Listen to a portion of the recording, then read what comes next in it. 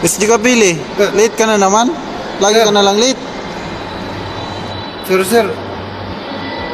Ang late ako, sir. Ano naman ang alibay mo, SG Kapili? Sir, na-traffic kasi ako, sir, eh.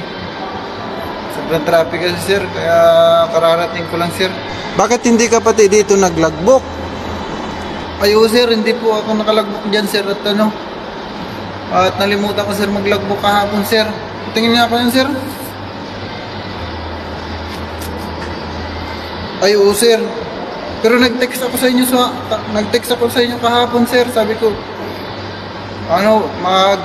utang ko muna yung isang logbook, sir. Ilagbook ko na lang sa sa sunod na page, sir.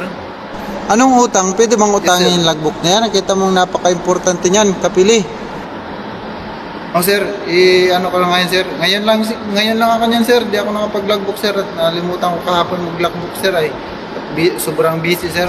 Siguraduhin mo lang at iporto kita sa 2-0 Yes, sir. mo. Sige, sir. Pasensya na, sir. At late ako, sir. Sobrang traffic kasi, sir, eh. Sige. Oh, sir. Nakasira pa yung motor ko, sir. Puro ka na lang alibay, Kapili. Lagi na lang sira ang motor mo. Oh, sir.